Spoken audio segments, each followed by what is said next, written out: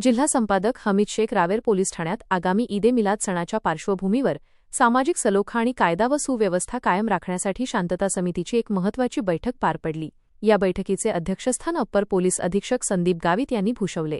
बैठकीमध्ये सर्व समाजात शांतता टिकवण्यासाठी परस्परांमध्ये समन्वयाची नितांत गरज असल्याचे मत व्यक्त करण्यात आले।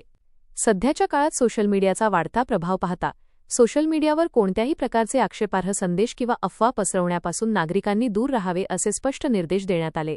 तसेच कोणत्याही नागरिकाच्या धार्मिक भावना दुखावणाऱ्या समाजकंटकांवर कठोर कायदेशीर कारवाई करण्यात येईल असा इशाराही प्रशासनाकडून देण्यात आला। ईदे मिलाद सण शांततापूर्ण आणि उत्साहात पार पाडण्याच्या अनुषंगाने मिरवणुकीदरम्यान कोणताही अनुचित प्रकार घडू नये, तसेच कायदा व सुव्यवस्थेचा प्रश्न निर्माण होऊ नये यासाठी अप्पर पोलीस अधीक्षक संदीप गावित यांनी उपस्थितांना आवश्यक त्या मार्गदर्शक सूचना दिल्या। यावेळी बैठकीत उपस्थित नागरिकांच्या अडीअडचणी देखील जाणून घेण्यात आल्या। सण अत्यंत शांततेत व उत्साहात साजरा करण्यासाठी नागरिकांनी प्रशासनाला पूर्ण सहकार्य करावे असे आवाहन यावेळी करण्यात आले। या बैठकीस अप्पर पोलीस अधीक्षक संदीप गावित, फैजपूर विभागीय अधिकारी अनिल बडगुजर, प्रभारी तहसीलदार संजय तायडे, पोलीस निरीक्षक संदीप पाटील, सहाय्यक पोलीस निरीक्षक हरदास बोचरे, मनोज महाजन, सखाराम कांबळे यांच्यासह रावेर शहरातील मुस्लिम समाजातील नागरिक, मौलाना आणि शांतता समितीचे सदस्य उपस्थित होते। तसेच माजी नगराध्यक्ष पद्माकर महाजन, हरीश गनवानी, डॉक्टर संदीप पाटील, अशोक शिंदे, अरुण शिंदे, दिलीप कांबळे, सादिक मेंबर, सफी शेख, पंकज वाघ, बाळू शिरतुरे, नगरसेवक वसीम शेख, गॅस शेख, युसुफ खान, अब्दुल रफीक, भवलाल महाजन, महमूद मण्यार, सौद शेख, लक्षुकांत लोहार, कौसर शेख, कालू पैलवान आणि मौलाना अख्तर आदी मान्यवर व नागरिक मोठ्या संख्येने उपस्थित होते। पातळीवर ते सुरू करतात। जसं की त्यांनी सांगितलं की पत्रव्यवहार करणं सुरू झालेलं आहे, तुमच्या बैठका घेणं सुरू झालेलं आहे। परंतु जर आपल्याला शांतता टिकवायची असेल तर आम्हाला तुमच्या सहकार्याची आणि तुमच्या समन्वयाची आवश्यकता असते। ते जर असेल तरच ते शांतता आपण शहरामध्ये असेल आपल्या एरियामध्ये करू शकतो। आणि निश्चितच आपल्या सगळ्यांची भाषणं ऐकली मी, निश्चितच आपले जे सहकार्य पुरुषांसाठी आहे त्यामुळेच गावामध्ये शांतता टिकले असं मी गृहीत करतो। परंतु पण शांतता आहे तर ती तात्पुरती नको राहायला, बैठकीपुरता नको राहायला। ऍक्च्युअल म्हणजे ज्या दिवशी सण आहे त्या दिवशी देखील आपले जे शांतता समितीचे सदस्य आहेत तर त्या ठिकाणी ते उपस्थित राहिले पाहिजे। असं नाही की काही होऊच शकत नाही, घटना घडत असतात, परंतु त्या घटना जागेवर आटोक्यात आणणं, तिथं शांतता प्रस्थापित करणं हे तितकंच महत्त्वाचं असतं।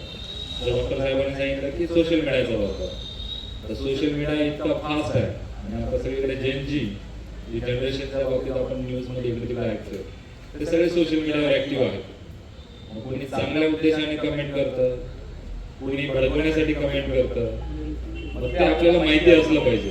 काही वेळेला तरुण काय करतात की सद्विवेक बुद्धीचा वापर करत नाही, आलेली कमेंट, आलेले सोशल मीडियाची पोस्ट जशी आहे तशीच फॉरवर्ड केली जाते। तर ते तसं फॉरवर्ड न होता जर एखादा चुकीचा मेसेज आलेला असेल, त्याच्यातून एखादं वातावरण खराब होत असेल तर ते वातावरण खराब होऊ नये म्हणून पॉझिटिव्ह मेसेज करणारे आपल्याला तरुण निर्माण करायचे। त्याच्यासाठी आपले मौलाना असतील, आपले ज्येष्ठ नागरिक असतील, आपले शांतता समिती सदस्य असतील, यांची त्या ठिकाणी आपल्याला गरज पडते। तर असं कुठे सोशल मीडियामध्ये एखादा फोटो व्हायरल झाला, एखादा व्हिडिओ व्हायरल झाला, एखादी कमेंट व्हायरल झाली तर लगेच कायदा हातात न घेता पोलीस आहेत, शांतता कमिटी सदस्य आहेत, ज्येष्ठ नागरिक आहेत, आपले मौलाना आहेत, आपले धर्मगुरू आहेत, त्यांना जाऊन सांगा ते पोलिसांकडे येतात आणि त्या गोष्टीचा बरोबर कायदेशीर जी कारवाई करायची ती निश्चित त्या ठिकाणी केली जाते। आणि मला अभिमानाने सांगायला आवडेल, ज्या ज्या ठिकाणी अशा प्रकारचं कोणत्याही धर्माच्या बाबतीत असेल, जिथे जिथं धार्मिक भावना दुखवण्याचा प्रयत्न केला गेला तर पोलिसांकडून कठोरातली कठोर कारवाई केली गेली, याच्या पुढे देखील केली जाईल। त्याबाबतीत कुठल्याही दुमत असणार नाही, परंतु आपल्या शहरातली शांतता टिकवण्यासाठी आपली देखील तेवढीच मोठी जबाबदारी आहे। या ठिकाणी जुलूसच्या अनुषंगाने देखील बऱ्याच सूचना सांगितल्या। मी ते सांगू इच्छितो की झेंडा, मी जळगाव या शहरात देखील एसडीपी होतो, तिथलं पण उदाहरण तसं आहे जसं बडगुजर साहेबांनी सांगितलं की आपण एखाद्या चौकामध्ये काय तरुण पोरं काय करतात, जोशमध्ये येतात आणि खूप जोरात झेंडा फिरवतात। जळगावला असंच प्रकार घडला, झेंडा फिरवता फिरवता आपल्याच मुस्लिम बांधवाच्या डोक्याला लागला, त्याला ICU मध्ये ऍडमिट करावं लागलं। तर त्या ठिकाणी बघा की झेंडा जे फिरवण्याचं जे असेल तर ते होणार नाही, त्याची हाईट जे आहे ते कमी राहिलं पाहिजे, वरती तारा असतात, तारांना लागणार नाही, एखादा अपघात त्या ठिकाणी होणार, या अनुषंगाने आपण काळजी घेतली पाहिजे। आपल्या रूटच्या बाबतीत मी आल्यानंतर थोडीशी आढावा घेतला की कशी तयारी झालेली आहे. त्यांनी सांगितलं की जो नेहमीचा तुमचा चौकातला जो प्रॉब्लेम होता अतिक्रमणाचा तो निघालेला आहे. म्हणून याच्या पुढच्या ज्या पण निवडणुका होणार आहे त्या ठिकाणी अतिक्रमण असेल, रहदारीला अडथळा असेल, या बऱ्यापैकी होणार नाही. तर तेच कंटिन्यू शहरामध्ये राहिलं पाहिजे. जिथं रस्त्यावर खड्डे असतील, जिथं काही प्रॉब्लेम असतील निवडणुकीच्या अनुषंगाने आपण त्या पद्धतीने नियोजन करून आपला जुलूस असेल, येणारे सण उत्सव असतील ते कशा प्रकारे चांगल्या पद्धतीने आपल्याला साजरा करता येतील यासाठी प्रशासन नेहमीच नियोजन करेल. जास्त वेळ नाही, बराच वेळ झालेला आहे, परंतु हीच शांतता आणि हीच एकोपा आपल्याला घेऊन जायचा आहे. आपण सगळेजण म्हणतो की भारत देशात विविधतेत एकता आहे. भारताच्या देशामध्ये ती विविधतेत एकता आपल्याला एकत्र करून हा समाज कसा एकत्र राहील आणि सगळे सण उत्सव एक कसे इतरांना सहभागी करून आपला सण साजरे करायचे, इतरांना देखील सहभागी करून त्यालाही त्या सणाचा आनंद घेता येईल या पद्धतीचं आपल्या गावाचं वातावरण राहिलं पाहिजे. त्या अनुषंगाने सगळ्या शांतता समितीच्या सदस्यांनी माझं आव्हान आहे की यापुढे कुठेही अशा प्रकारे घडत असतील कायदा सुव्यवस्था प्रश्न निर्माण करणारे, जातीय तेढ निर्माण करणारे तर पोलिसांनी संपर्क साधा. तुम्हाला नवीन PI दिलेत आम्ही संदीप पाटील साहेब, आणि निश्चितच तुमच्याकडून ऐकायला मिळालं की आल्या त्यांनी खूप चांगल्या प्रकारे काम सुरू केलेलं आहे. तसंच पुढच्या 2 वर्षाचा काळ देखील त्यांचा तुमच्या सहकार्यातून चांगला जाईल अशी अपेक्षा आहे.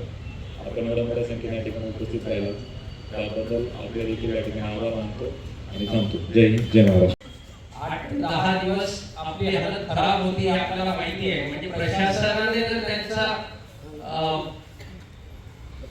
प्रशासनाच्या दृष्टीने जर विचार केला तर आपल्याला ते त्रासदायक असते हे सर्वांना माहिती आहे. आणि म्हणून आपण आपल्या सणांची काळजी न करता त्याचा आनंद लुटूया आणि पोलीस प्रशासनाला आश्वस्त करून देऊया की येणारे सर्व सण ते कुठल्याही जाती धर्माचे असो ते आपण आनंदाने साजरे करू आणि करत चाललेलो आहोत. मला वाटते शांतता कमिटीची स्थापना ही मंत्रालयातून याच कारणासाठी झालेली. काही मोहल्ला कमिटी असतात पण आपलं गाव छोटं असल्यामुळे एक शांतता कमिटी आहे. शहरामध्ये बऱ्याच ठिकाणी छोट्या छोट्या कमिट्या स्थापन होतात आणि या कमिट्या नवीन येणारे जे त्यांच्या समोर प्रश्न असतात त्याच्यावर काम करत असतात. आता सर्वात मोठा प्रश्न आपल्यासाठी सोशल मीडिया आहे. सोशल मीडियामध्ये अफवांचं वादळ इतक्या फास्ट पसरते आणि त्याच्यावरती आपल्याला कुठेतरी लगाम घालायचा आहे.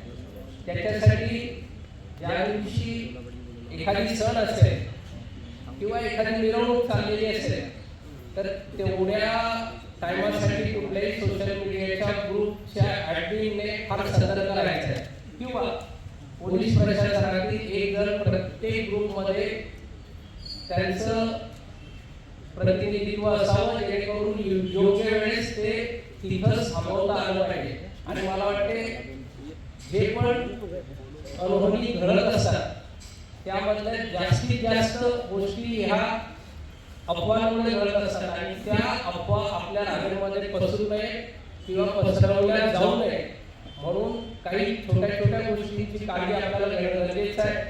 मला वाटते याच्यापेक्षा फार काही करण्यासारखं नाही आहे, कारण आपल्याला माहिती आहे आपण शांतता प्रिय आहोत, राहणार आहोत आणि शांतता कमिटीच्या मीटिंगमध्ये मला बोलायचा 2 शब्द बोलायला दिले त्याबद्दल मी धन्यवाद करतो आणि थांबतो.